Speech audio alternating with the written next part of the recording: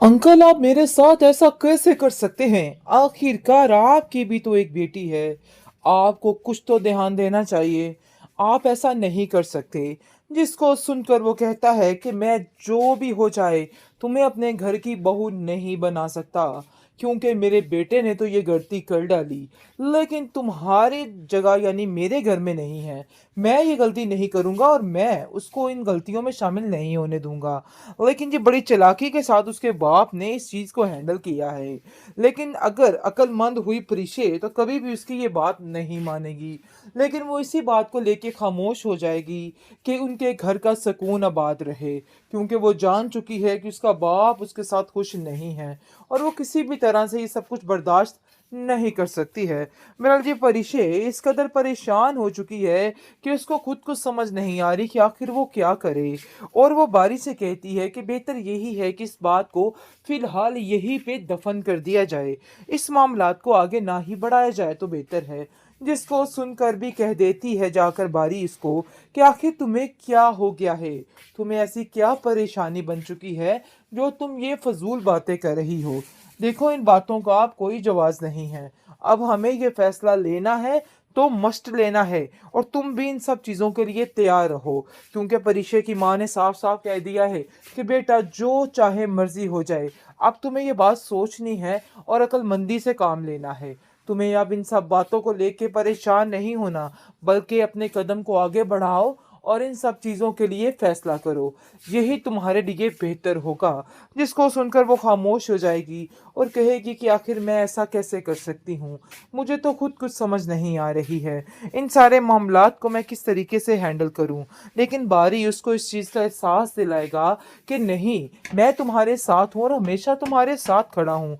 तुम्हें किसी भी तरह से परेशान होने की कोई ज़रूरत नहीं है, क्योंकि पीछे उसकी बहन उसके डाल बन के खड़ी हुई है और वो साफ-साफ कह देती है कि मैं अपने भाई की खुशी की खातिर कुछ भी कर जाऊँगी। मुझे किसी से कोई गर्ज़, कोई लेना-देना नहीं है। मैं परिशे को इस घर में लाकर ही दम लूँगी। अब में डाल देगी, क्योंकि वो ऐसा ही करने वाली है और कहती है परिशे को कॉल करके कि भाई परिशे, अगर तुमने बारी की ज़िंदगी में आने की कोशिश की, मुझसे बुरा कोई नहीं होगा, और ये बात तुम अपने ज़हन में अच्छे तरीके से बिठा लेना, क्योंकि मैं तुम्हें इस चीज़ की माफ़ी नहीं देने वाली हूँ। तुमने जो करना था सो कर लिया। अब मज़ीद कोई किसी किस्म की बात मैं बर्दाश्त नहीं करने वाली।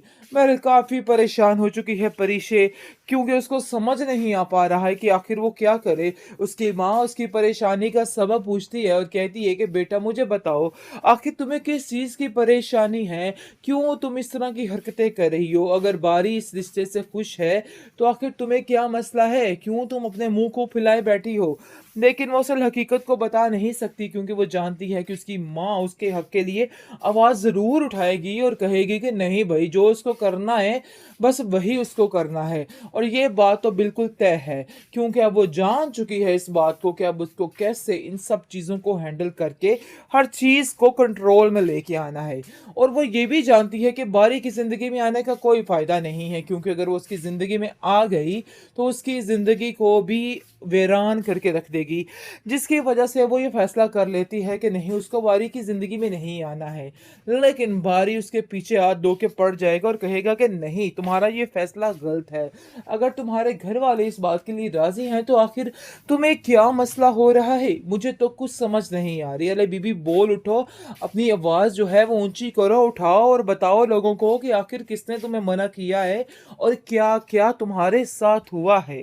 बेहतरीन ड्रामा सीरियल रहमत के इस एपिसोड में आप देखेंगे कि किस तरीके से फिर से एक दफ़ा वो इंसान बाजी ले गया, मतलब कि बारी का बाप फिर से एक दफ़ा ऊपर आ गया और वही डायलॉग दे मारा है इसने इस बेचारी परिशे के मुंह पे और कह दिया है कि तुम्हें इनकार करना होगा। अरे भाई, ये क्या तमाशा है? क्या चीज़ है ये? हर बात पर इनकार करना होगा, व्हाट इज़ दिस?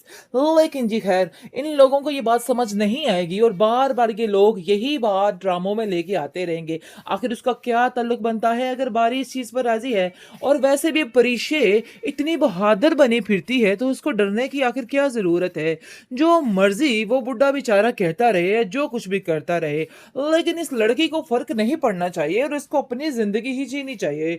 उसकी बात तो बिल्कुल ना ने साफ-साफ कहे भई, नहीं भई, बारी की अगर मर्ज़ी है, मेरी मर्ज़ी है, तो आप कौन होते हैं ये ड्रामेबाज़ी करने वाले? ख़ैर जी, आप देखेंगे कि परिशे फिर से एक दफ़ा ख़ामोश हो जाएगी और फिर से एक दफ़ा बारी की नज़रों में बुरी बन जाएगी और कहेगी कि भई मैंने ही सब कुछ किया है। फिर भी उस अंकल का नाम नहीं लेगी कि तुम्हारे वालिद साहब ने इन चीज़ों से मना किया है। लेकिन जी, आप देखेंगे कि ये स्टोरी यहाँ पे एंड नहीं होने वाली। बारी इस बात का पता लगवा कर रहेगा और कहेगा कि परिशे, मुझे सच-सच बताओ कि आखिर क्या वजह है? रात को तो तुम इतनी खुश थी और मुझे कह रही थी कि रात नहीं गुज़रने वाली, कैसे इंतज़ार करूँ? लेकिन जी, अब तुम एकदम से कैसे बदल सकती हो? आगे से वो कोई न कोई नाटक और बहाना बनाने की कोशिश करेगी। बहरहाल बहाना पकड़ा जाएगा। लेकिन दूसरी तरफ अनाया भी तैयार हो चुकी है परिशे से जंग लड़ने के लिए, क्योंकि वो जान चुकी है कि अब वो मरहला आ चुका है कि मिनाल और रहील के दरमियान लड़ाई डलवाई जाए और बारी की ज़िंदगी में एंट्री मारी जाए। जिसकी वजह से अब वो बारी की ज़िंदगी में एंट्री मारने की भरपूर कोशिश कर रही है और दिन-रात एक करके बस एक ही ख्वाब सोच रही है कि उसको बारी की ज़िंदगी में कैसे शामिल होना है। वो मिनाल से कहती है कि आखिर तुम इतनी खुश कैसे लग रही हो? कोई तो ऐसी बात है जिसने तुम्हें बहुत खुश किया हुआ है।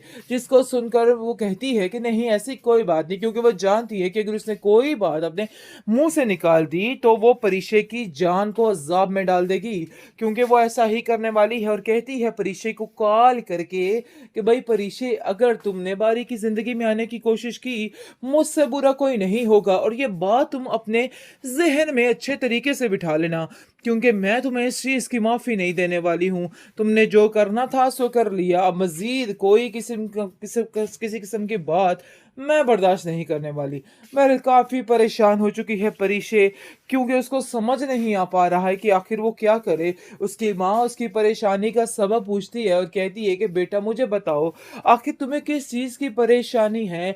क्यों तुम इस तरह की हरकतें कर रही हो? अगर बारी इस रिश्ते से खुश है, तो आखिर तुम्हें क्या मसला है? क्यों तुम अपने मुँह को फुलाए बैठी हो?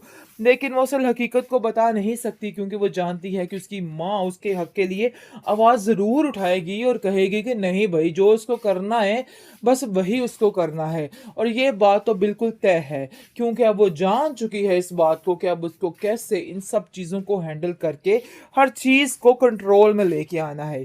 और वो ये भी जानती है कि बारी की ज़िंदगी में आने का कोई फ़ायदा नहीं है, क्योंकि अगर वो उसकी ज़िंदगी में आ गई, तो उसकी ज़िंदगी को भी वीरान करके रख देगी। जिसकी वजह से वो ये फ़ैसला कर लेती है कि नहीं, उसको बारी की ज़िंदगी में नहीं आना है। लेकिन बारी उसके पीछे हाथ धो के पड़ जाएगा और कहेगा कि नहीं, तुम्हारा ये फ़ैसला गलत है। अगर तुम्हारे घर वाले इस बात के लिए राज़ी हैं, तो आखिर तुम्हें क्या मसला हो रहा है? मुझे तो कुछ समझ नहीं आ रही। अले बीबी, बोल उठो, अपनी आवाज़ जो है वो ऊँची करो, उठाओ और बताओ लोगों को कि आखिर किसने तुम्हें मना किया है और क्या-क्या तुम्हारे साथ हुआ है?